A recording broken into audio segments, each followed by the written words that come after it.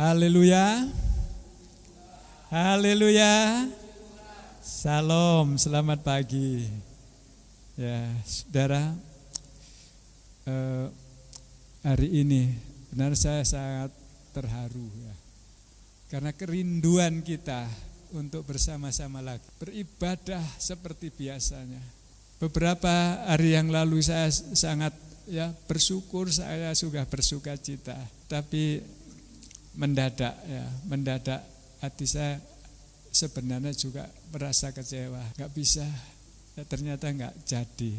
Tapi pagi hari ini biarlah seberapa kita yang ada, kita nikmati hadirat Tuhan ya, yang ada di gereja maupun yang saat ini sedang mengikuti lewat radio maupun lewat siaran langsung dari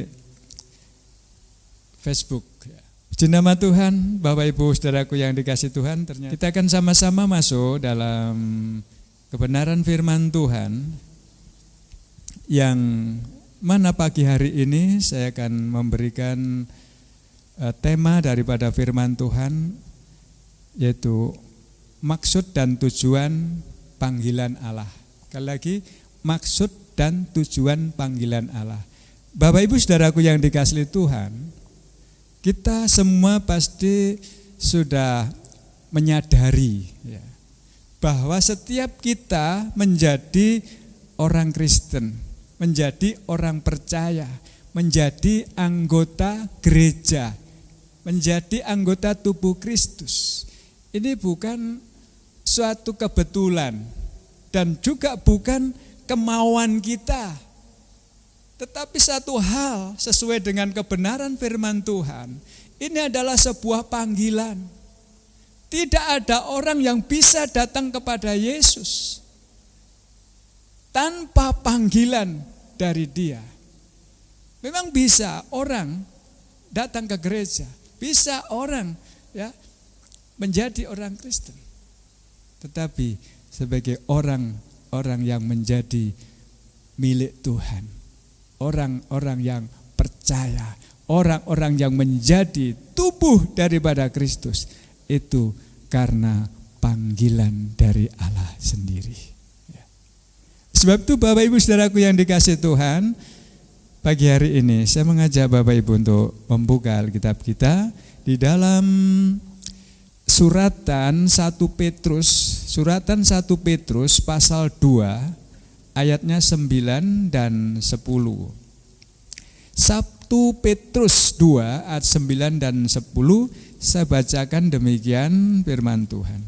Tetapi kamulah bangsa yang terpilih, imamat yang rajani, bangsa yang kudus, umat kepunyaan Allah sendiri, supaya kamu memberitakan perbuatan-perbuatan yang besar dari Dia yang telah memanggil kamu keluar dari kegelapan kepada terangnya yang ajaib. Kamu yang dahulu bukan umat Allah, tetapi yang sekarang telah menjadi umat-Nya, yang dahulu tidak dikasihani, tetapi yang sekarang telah beroleh belas kasihan. Saudaraku yang dikasihi Tuhan, inilah dasar mengapa kita percaya bahwa kita yang ada di tempat ini dan saudara-saudara kita yang ada di rumah, bahkan di mana saja saudara-saudara kita berada yang sudah percaya Yesus, yang sudah ada di dalam Yesus, itu semua oleh karena panggilan Allah. Amin. Haleluya. Karena panggilan, tanpa panggilan Allah tidak ada seorang pun yang berkenan kepada Allah. Berbahagialah kita hari ini. Kita adalah orang-orang yang telah dipanggil oleh Allah. Arti kata panggilan ini menurut Kamus Besar Bahasa Indonesia, kata panggilan itu adalah himbauan, ajakan, atau undangan. Itu menurut KBBI. Kemudian dari kata aslinya dari bahasa Ibrani itu berasal dari kata kara.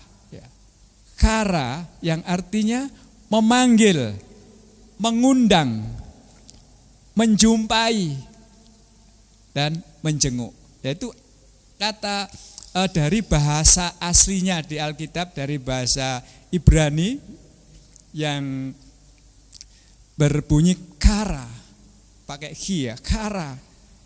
Yang kalau diartikan dalam bahasa Indonesia itu memanggil, mengundang, menjumpai atau menjenguk.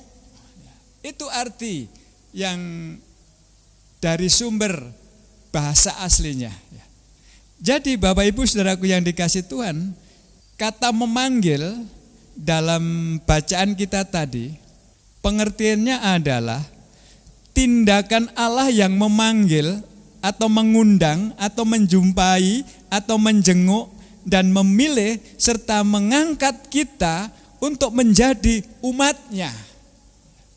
Jadi di sini jelas saudara, kita menjadi umat Allah bukan pilihan kita sendiri, tetapi karena pilihan Allah kita dipilih, kita diundang ketika kita dijumpai oleh Tuhan.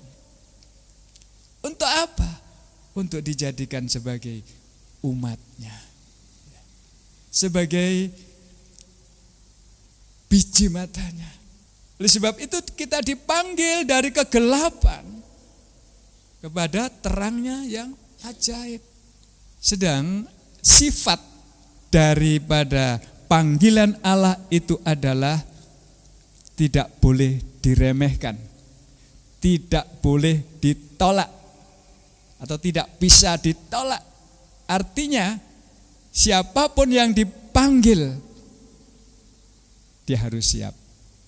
Panggilan Allah kepada kita. Kemudian siapa saja yang dipanggil? Awalnya Bapak Ibu Saudaraku yang dikasihi Tuhan, kita itu adalah bagian dari sekian banyak orang atau bangsa di dunia ini yang tidak termasuk di dalamnya. Awalnya yang dipanggil oleh Allah, yang dijadikan sebagai umat pilihannya, itu hanyalah satu bangsa saja, yaitu bangsa Israel. Ya, kalau kita baca dalam Keluaran 19 ayat yang ke-6 demikian. Keluaran 19 ayat 6, kamu akan menjadi bagiku kerajaan imam dan bangsa yang kudus. Inilah semuanya firman yang harus kau katakan kepada orang Israel. Firman Tuhan ini disampaikan oleh Allah kepada seorang hambanya yang bernama Musa, supaya Musa menyampaikan kepada bangsa Israel. Yang isi daripada firman itu adalah kamu akan menjadi bagiku kerajaan imam. Kalau pembacaan kita tadi, imamat yang rajani, ya ini artinya sama, menjadi kerajaan imam dan bangsa yang kudus. Itu panggilan pertama Allah kepada umat Israel. Kita tidak ada di dalamnya. Tetapi mengapa kita sekarang ini juga termasuk orang yang menerima panggilan itu? Jadi yang pertama yang dipanggil adalah umat Allah. Tetapi yang kedua ya, adalah orang-orang dari segala bangsa di luar Israel. Dipanggil juga untuk menjadi umatnya atau menjadi gereja Tuhan. Dalam Alkitab dikatakan bahwa di luar Israel itu bangsa atau orang-orang Yunani, itu mewakili segala bangsa, termasuk kita juga. Mengapa? Kok enggak dari awal Allah itu memilih kita sama atau bareng sama bangsa Israel? Demikian kita baca Roma 11 ayat yang ke-11. Roma 11 ayatnya 11 demikian. Maka aku bertanya, apakah mereka tersandung dan harus jatuh? Sekali-kali tidak, tetapi oleh pelanggaran mereka. Mereka ini adalah orang Israel. Tetapi oleh pelanggaran mereka, keselamatan telah sampai kepada bangsa-bangsa lain supaya membuat mereka cemburu. Inilah saudaraku yang dikasihi Tuhan. dasar dari mengapa kita bukan orang Israel, kita kok menerima panggilan Tuhan, kita bisa diselamatkan karena pelanggaran Israel terhadap hukum-hukum Allah. Sehingga Allah memilih bangsa lain, memanggil bangsa-bangsa lain di seluruh dunia ini untuk dapat memiliki kesempatan menerima anugerah keselamatan yang daripada Allah. Ya, kalau kita membaca keseluruhan dari ayat 11 di dalam Roma ini, kita akan bisa mengetahui di situ bahwa kita yang sebenarnya adalah tunas-tunas liar, kita dicangkokkan ya, ke tunas zaitun asli, ke pokok zaitun yang asli, yaitu Israel. Bapak Ibu Saudaraku yang dikasihi Tuhan, ada dua panggilan tetapi menjadi satu, yaitu panggilan Allah. Israel dipanggil untuk menjadi umat Allah, umat kesayangan Allah, tapi kita dipanggil untuk menjadi gereja Tuhan, yang artinya adalah tubuh daripada Kristus. Kata gereja ini berasal dari, sebenarnya yang awal dari kata Portugis, igreja, atau dari bahasa Yunani itu eklesia. Ek dan kaleo ya. Ek itu keluar, kaleo itu adalah memanggil. Yang artinya adalah orang-orang yang dipanggil keluar dari kegelapan ke dalam terangnya yang ajaib. Ya, seperti dalam pembacaan kita awal tadi. Kita telah dipanggil dari gelap kepada terangnya yang ajaib. Itulah gereja. Gereja bukan berbicara tentang apa? Fisik gedung, tetapi berbicara tentang organisme manusia, kehidupan kita yang telah dipanggil keluar dari dunia yang gelap, dari dosa, untuk masuk ke dalam terangnya yang ajaib, dijadikan sebagai gereja Tuhan. Itulah kumpulan orang-orang percaya yang terdiri dari segala suku bangsa dan menjadi tubuh daripada Kristus. 1 Korintus 12 ya, ayat 13-14. 1 Korintus 12 ayat 13-14 demikian. Sebab dalam satu roh kita semua, baik orang Yahudi maupun orang Yunani, ya, orang Yahudi maupun orang Yunani, baik orang Israel yang sudah dipanggil pertama kali maupun orang Yunani. Orang Yunani ini mewakili bangsa-bangsa di luar orang Israel. Ya, seluruh bangsa di dunia ini di luar Israel itu dilambangkan orang Yunani, termasuk kita orang Jawa ya. Baik budak maupun orang merdeka telah dibaptis menjadi satu tubuh dalam, dan kita semua diberi minum dari satu roh, karena tubuh juga tidak terdiri dari satu anggota, tetapi atas banyak anggota. Kita dipanggil untuk menjadi gereja. Kita dipanggil untuk menjadi apa? Tubuh daripada Kristus. Gereja itu berdiri dan terbentuk 50 hari setelah kebangkitan Tuhan. Hari apa? Hari 50 setelah kebangkitan Tuhan, hari apa? Hari Pentakosta. Benar kapan hari Pentakosta? Hari ini kita tidak ingat ya, hari Pentakosta kapan? Karena ya wabah ini. Saudara, ini sebenarnya kita ya kehilangan momen ini. Tidak lagi menikmati ya kan doa-doa pencurahan Roh Kudus. Hari Pentakosta itulah hari berdirinya gereja yang didirikan oleh Allah sendiri. Kita tahu peristiwanya ketika Roh Kudus dicurahkan kepada murid-murid Tuhan. Ada 120 murid Tuhan. Orang-orang yang berkumpul dari segala suku bangsa di situ. Saudaraku yang dikasihi Tuhan. Jadi siapapun dan dari suku manapun, dari golongan apapun, kaya miskin, ya, berpendidikan atau tidak, kulit putih, kulit hitam, rambut rambut keriting, rambut lurus, hidung mangir, bangir, hidung pesek, Ya, semua yang dipanggil oleh Tuhan tidak ada bedanya. Orang Jawa, orang Madura, orang Cina, Batak, orang Inggris, Belanda, semua ada kesempatan untuk menjadi gereja Tuhan. Ya, itu tergantung dari panggilan Tuhan. Mengapa? Di sekitar kita banyak orang. Sekitar kita banyak sekali orang. Mengapa mereka juga tidak ada di sini? Belum terpanggil. Kalau waktunya Tuhan sudah memanggil, dia pasti akan menjadi bahagian daripada gereja Tuhan. Sebab itu kita ditugaskan oleh Tuhan untuk apa? Untuk berdoa buat dunia ini, buat lingkungan kita, saudara-saudara kita di sekitar kita. Ya. Efesus 1 ayat 22-23 demikian. Efesus 1 ayatnya 22-23. Dan segala sesuatu telah diletakkannya di bawah kaki Kristus, dan Dia telah memberikannya kepada jemaat sebagai kepala dari segala yang ada. Jemaat yang adalah tubuhnya, yaitu kepenuhan Dia yang memenuhi semua dan segala sesuatu. Ini menjelaskan bahwa kita dipanggil untuk menjadi tubuh Kristus.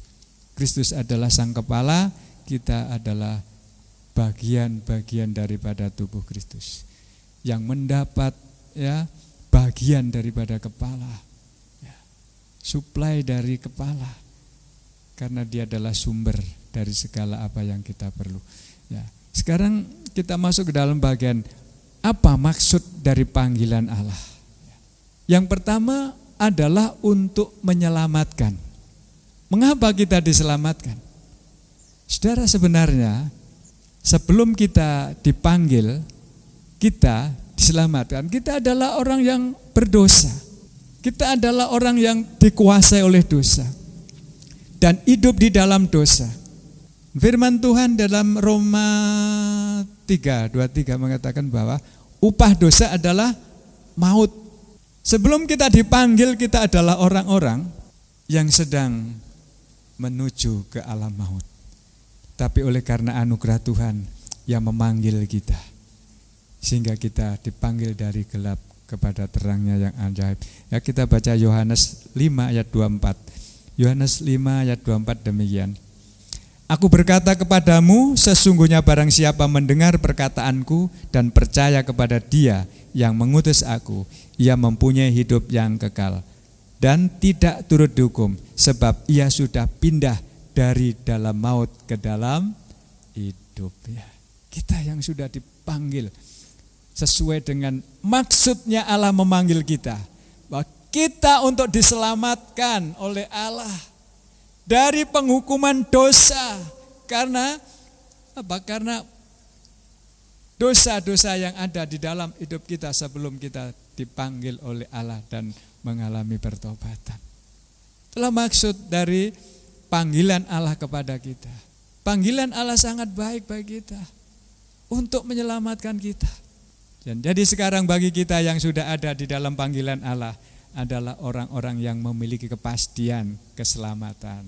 Bukan semoga lagi, bukan insya Allah lagi, tetapi kita pasti akan diselamatkan, pasti selamat. Dan kedua, untuk menjadikan kita umatnya, seperti dalam 1 Petrus 2 ayat yang 10 tadi, kamu yang dahulu bukan umat Allah, tetapi yang sekarang telah menjadi umat Allah, yang dahulu tidak dikasihani, tetapi yang sekarang telah beroleh belas kasihan. Dulu kita bukan umat Allah, tapi kita dipanggil oleh Allah supaya apa? Supaya kita menjadi umatnya Allah. Nah, kalau dulu belum menjadi umatnya Allah, menjadi umatnya siapa?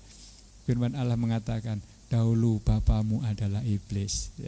Karena kita ada dalam dosa, tetapi kita sekarang telah dipanggil menjadi umatnya, kita bisa memanggil Bapa kita di surga. Ya Aba, ya Bapa. Siapa Bapa kita? Itu Allah. Ada satu saudara, hubungan yang sangat dekat kita dengan Allah. Seperti bapa dan anaknya.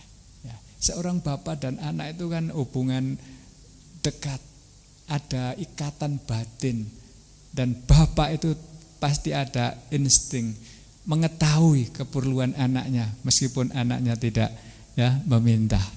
Itulah bapa kita, saudara. Kita anaknya.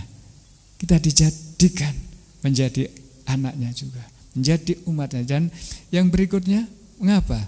Maksud Tuhan memanggil kita adalah untuk menikmati kasih dan kebaikan Allah. Ya, seperti yang sudah kita baca tadi, bahwa yang dahulu tidak dikasihani, tetapi yang sekarang beroleh belas kasihan. Mengapa dulu tidak dikasihani?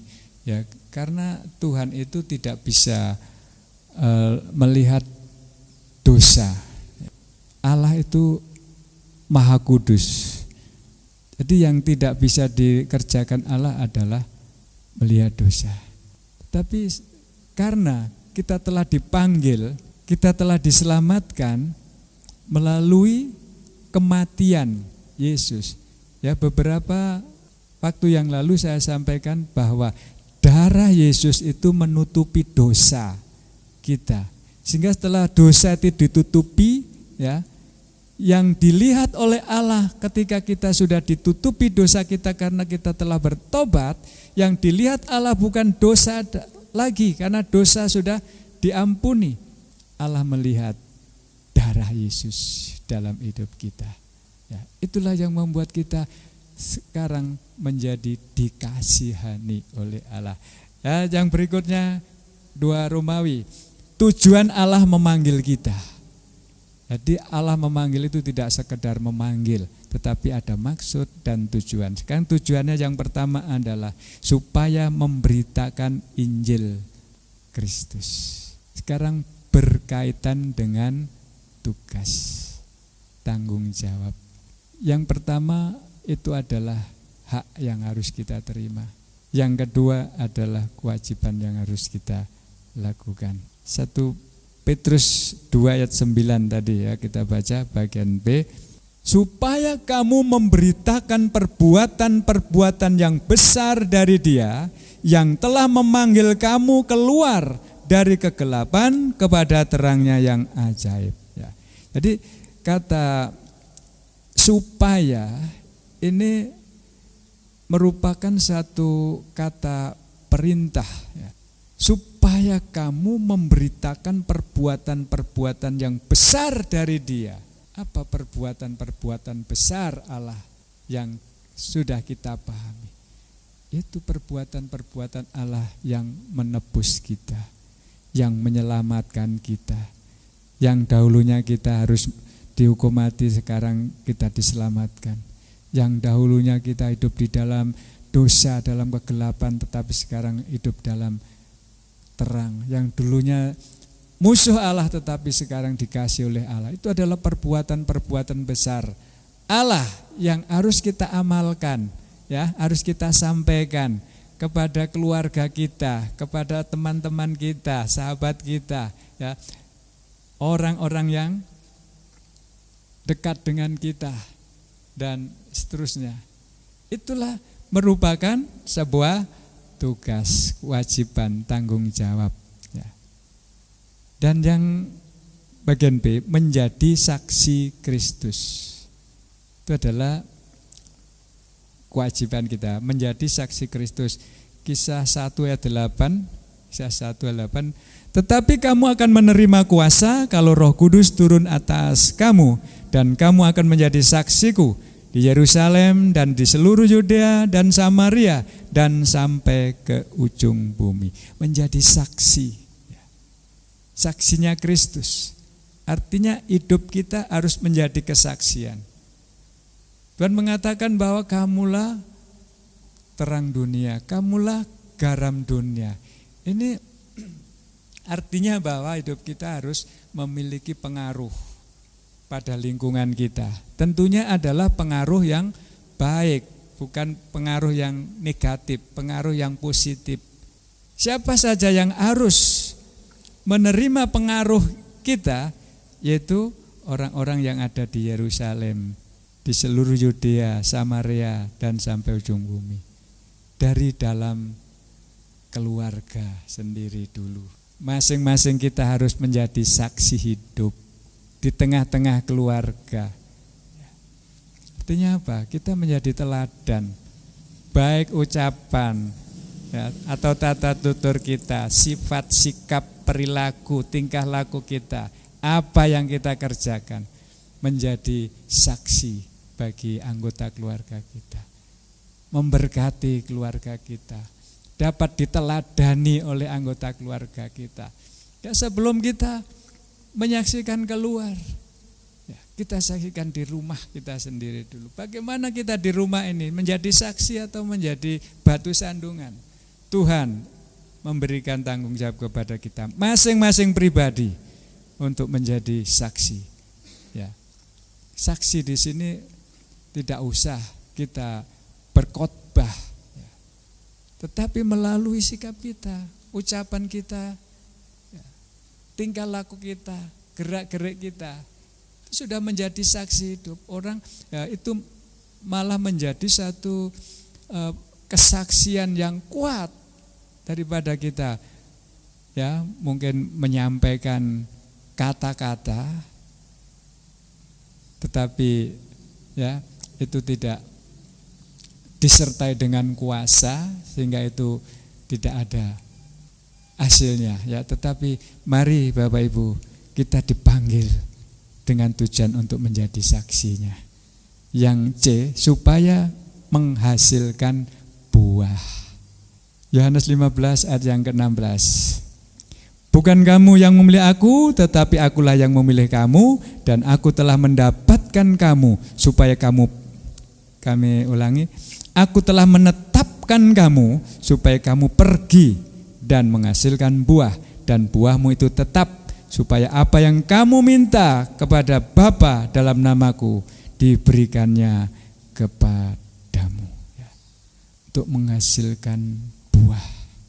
Seperti kita adalah gambaran sebuah tanaman.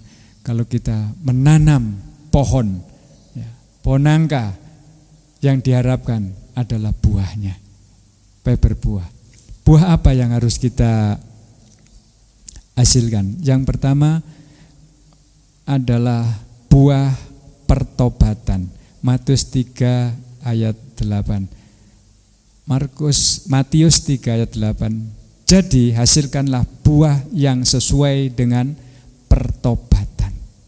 Buah pertobatan. Pertobatan adalah berbalik dari jalan yang salah dan tidak mengulangi lagi perbuatan yang salah itu yang pernah ia lakukan. Metanoia. Kata asli dari pertobatan itu adalah metanoia. Artinya berbalik. Ya, kalau digambarkan bagai orang yang berjalan, ya, orang itu berjalan ke barat. Ya, ternyata yang di jalan ini adalah satu jalan yang enggak benar, salah. Bagaimana? Berkaitan dengan metanoia. Dia harus berbalik arah. Dari barat balik ke timur. Itu berapa derajat? 180 ya. Dari barat berbalik ke timur. Nah, bukan balik kanan gerak, tetapi balik kanan maju jalan. Jadi setelah balik kanan terus berjalan. Ada banyak orang yang merasa sudah bertobat, tetapi dia hanya berbalik dan diam. Artinya ini enggak ada buah-buah pertobatan. Hanya mengaku, aku sudah bertobat. Mungkin hanya berhenti tidak berbuat dosa, berhenti tidak melakukan perbuatan-perbuatan jahat. Berhenti, tetapi enggak ada buah. Yang diinginkan Tuhan adalah menghasilkan buah-buah pertobatan. Seorang yang sungguh-sungguh bertobat dan hidup dalam pertobatan akan menghasilkan buah-buah pertobatan. Ya, umat Israel menganggap enteng ya tentang arti pertobatan. Dia sangat membanggakan diri bahwa dirinya itu adalah keturunan Abraham. Sehingga dia berpengertian bahwa kalau aku keturunan Abraham, maka aku memiliki hak istimewa dari Allah. Tidak perlu bertobat. Karena aku keturunan orang beriman. Nyatanya tidak, saudara. Ini berlaku juga bagi kita semua. Kita harus hidup dalam pertobatan dan menghasilkan buah-buah pertobatan. Pertobatan tidak berkaitan dengan orang tua kita. Seperti bangsa Israel membanggakan diri, aku kan keturunan Abraham, aku pasti selamat, gak usah bertobat, gak apa-apa. Bukan. Pertobatan itu adalah secara pribadi, hak pribadi. Pribadi masing-masing. Anak gak bisa mengandalkan pertobatan orang tua. Orang tua bertobat, anak juga bertobat. Tidak ada istilah swarga nunut, neraka katut. Ya, enggak ada. Karena keselamatan itu juga tanggung jawab pribadi. Pertobatan sifatnya pribadi. Keselamatan sifatnya pribadi. Di masing-masing harus bertobat. Jadi semua orang yang sudah memenuhi panggilan Tuhan harus bertobat. Dan harus menghasilkan buah-buah pertobatan. Yohanes dengan keras menyampaikan firman-Nya di dalam Lukas 3 ayat yang ke-9 demikian.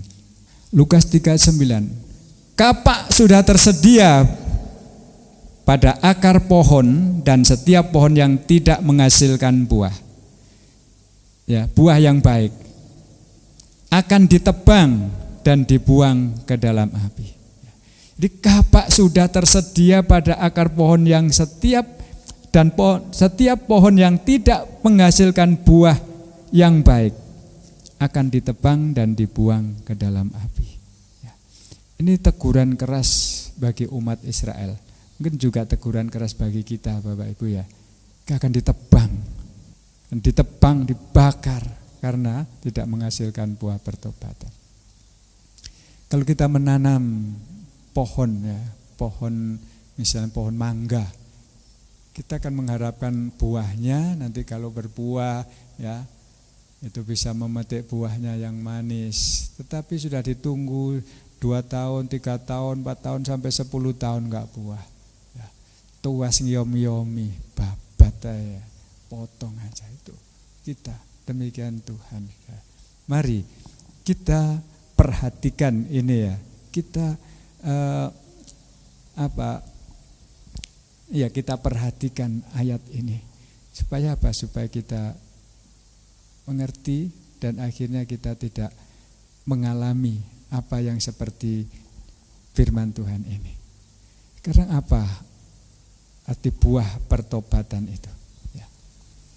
Buah-buah pertobatan adalah ya, ini pengertiannya demikian. Perubahan karakter dari manusia lama yang penuh dengan dosa menjadi manusia baru yang semakin hari semakin diperbaharui dari hari ke hari sampai menjadi serupa dengan karakter Kristus. Jadi ada perubahan karakter. Jadi begini saudara, Anda orang yang mengaku dirinya itu sudah dari kecil sudah menjadi Kristen dan sudah banyak mengerti tentang firman Tuhan dan mengakui dirinya adalah orang yang sudah dewasa di dalam Kristus. Itu pengakuan seseorang. Tapi orang yang menghasilkan buah-buah pertobatan itu sebenarnya bisa dilihat orang. Mengaku bertobat tetapi karakternya tidak pernah berubah. Yang dari awal pemarah, yang dari awal keras, yang dari awal itu suka menyakiti hati orang. enggak berubah. Mana buah pertobatan? Mana yang dinamakan bertobat? Bertobat itu karakternya berubah dari sehari ke sehari, semakin baik, yang tujuannya Allah adalah mengubah kita memiliki karakter Kristus. Kristus itu penuh kasih, suka menolong. Kristus itu adalah lemah lembut, pemurah, pengampun. Itu yang dikehendaki oleh Tuhan bagi kita semua, dari orang-orang yang sudah terpanggil oleh Kristus. Tuhan meminta kepada setiap kita untuk menghasilkan buah-buah pertobatan. Jangan pernah berpikir bahwa Allah itu baik, penuh pengampunan dan penuh anugerah berlimpah-limpah sehingga kita lupa bahwa bahwa tidak menghasilkan buah pertobatan itu adalah jahat di mata Tuhan. Kita harus, itu keharusan. Kalau kita meyakini bahwa aku adalah orang panggilan Tuhan.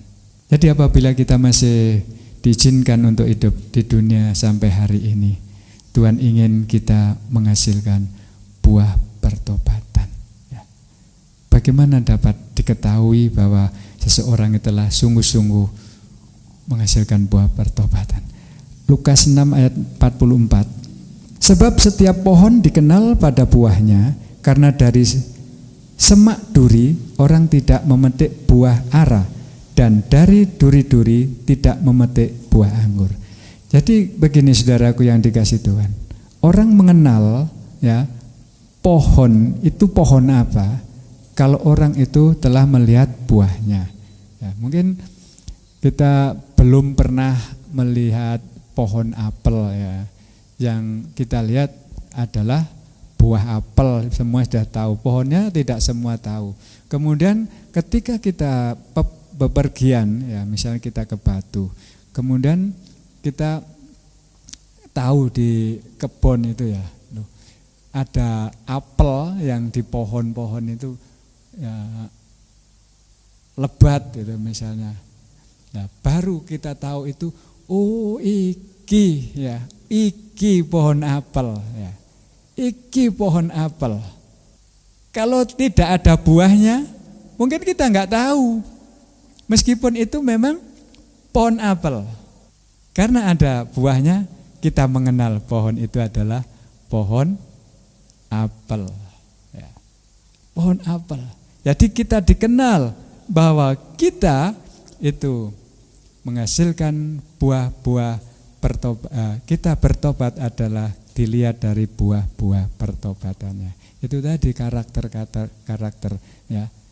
Kristus ada dalam hidup kita.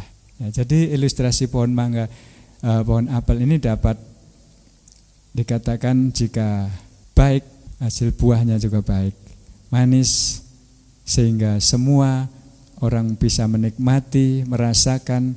Bagaimana kalau rasanya asam, orang pasti nggak suka. Bapak Ibu saudaraku yang dikasih Tuhan, jadi bagaimana untuk mengetahui apakah seseorang sungguh-sungguh bertobat? Tidak hanya dengan mendengar pengakuan bahwa aku sudah bertobat saja, tetapi kita bisa melihat perubahan karakter seseorang dari hari ke hari.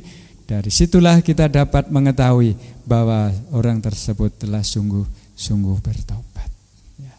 Yang kedua adalah buah roh, seperti Galatia 5 ayat 22-23. Tapi buah roh ialah kasih, sukacita, damai sejahtera, kesabaran, kemurahan, kebaikan, kesetiaan, kelemah lembutan, penguasaan diri. Tidak ada hukum yang menentang hal itu. Buah Roh Kudus. Kalau kita sudah bertobat, kita dipenuhi dengan Roh Kudus, maka buah roh itu akan muncul dalam diri kita, akan muncul dalam hidup kita. Yang ketiga adalah buah jiwa-jiwa. Markus 16 ayat 20. Mereka pun pergilah memberitakan Injil ke segala penjuru, dan Tuhan turut bekerja dan meneguhkan firman itu dengan tanda-tanda yang menyertai. Jadi menghasilkan buah jiwa-jiwa. Itu berbicara tentang penginjilan, ya, kesaksian, memenangkan jiwa-jiwa baru. Benarnya adalah tugas gereja. Kalau gereja tidak menginjil, ya, tidak bersaksi, gereja akan habis, akan punah. Kenapa? Karena yang tua-tua mati semua, penggantinya enggak ada. Yang ada secara biologis, ya, turunan. Dan itu nanti juga merupakan buah kandungan. Buah kandungan adalah hasil perkawinan.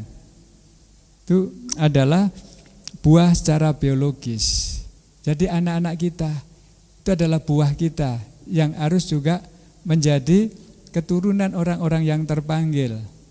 Tapi sayangnya juga ini juga ada masalah. Ada buah-buah kita yang hilang.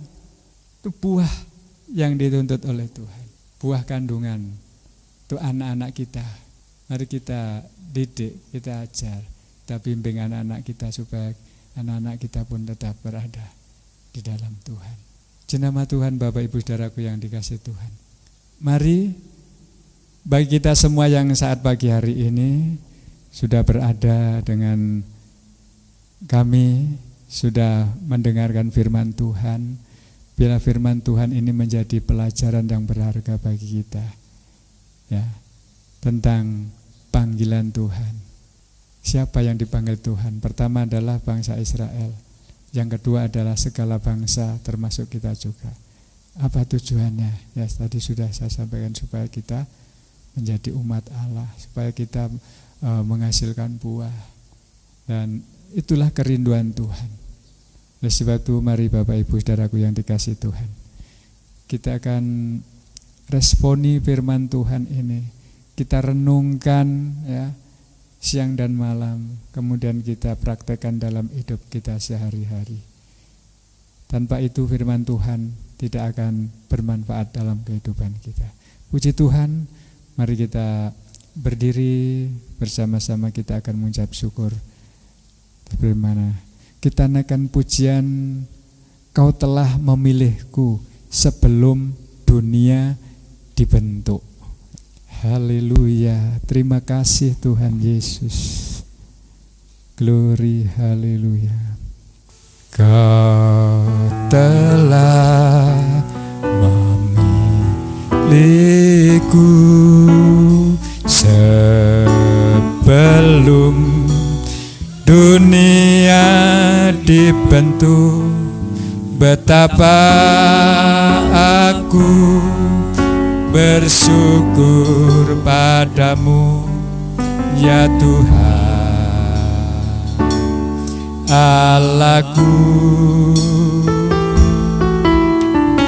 Kau telah memanggilku sebagai alat kerajaanmu. Betapa aku bersyukur padamu atas perbuatanmu. Jadikan aku bait suci-Mu yang kudus dan yang tiada bercela. Jadikan aku baik doamu bagi keselamatan bangsaku.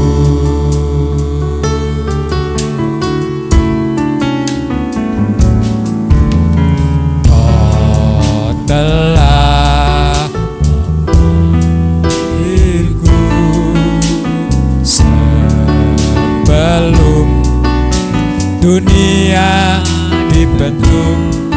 Betapa aku bersyukur padamu, ya Tuhan Allahku. Kau telah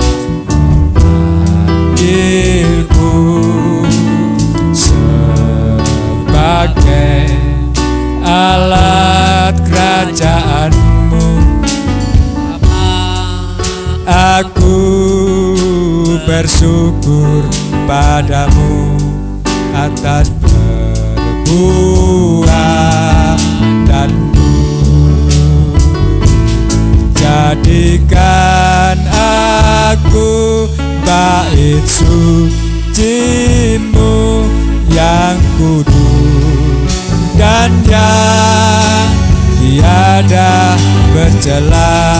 Jadikan aku hamba doa-Mu bagi keselamatan bangsaku, bagi keselamatan bangsaku. Haleluya, haleluya. Terima kasih Tuhan. Haleluya. Terima kasih Tuhan. Terima kasih. Haleluya. Haleluya.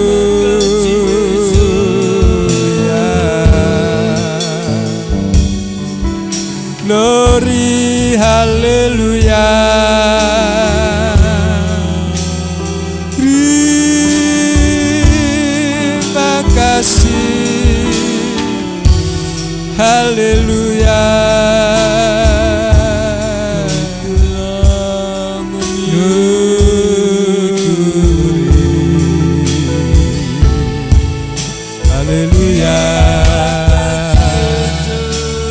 Terima kasih.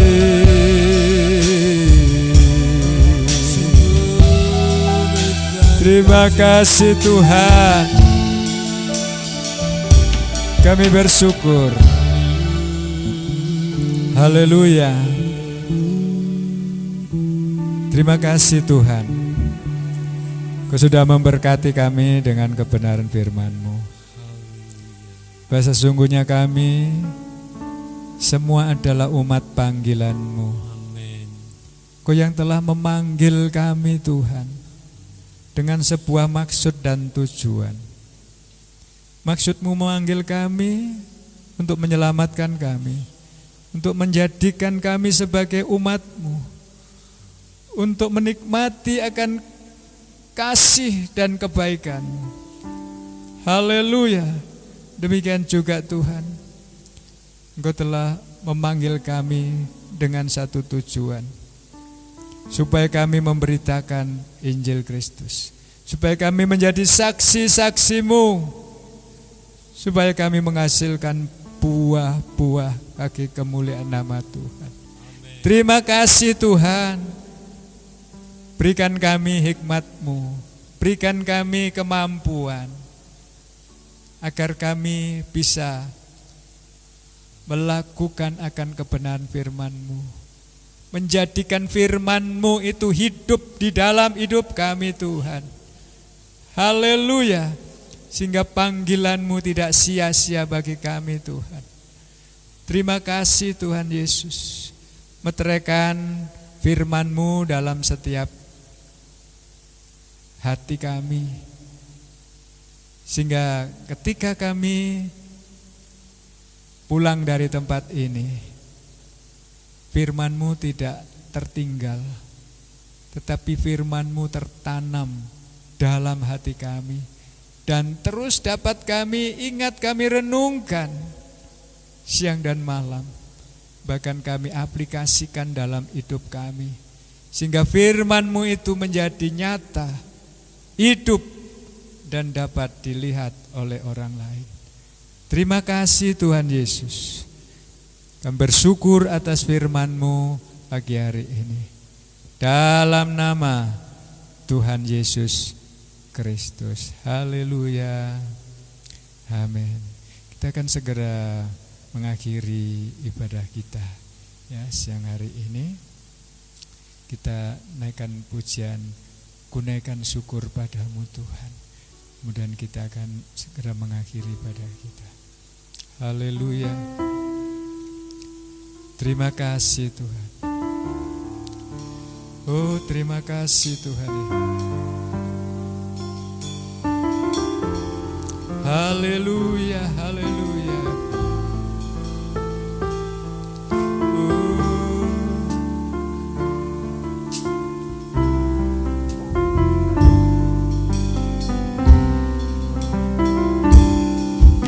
Ku naikkan syukur padamu Yesus, ku sembah sujud kepadamu Tuhan, di hadapan tata kemuliaan-Mu, ku tinggikan, ku agungkan selamanya.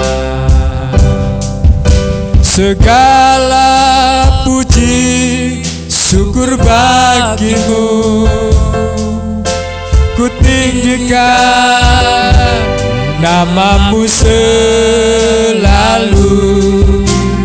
Kemuliaan hanya bagimu, terpujilah namamu. Segala puji syukur bagimu, ku tinggikan namamu selalu. Kemuliaan hanya bagimu, terpujilah namamu, terpujilah namamu.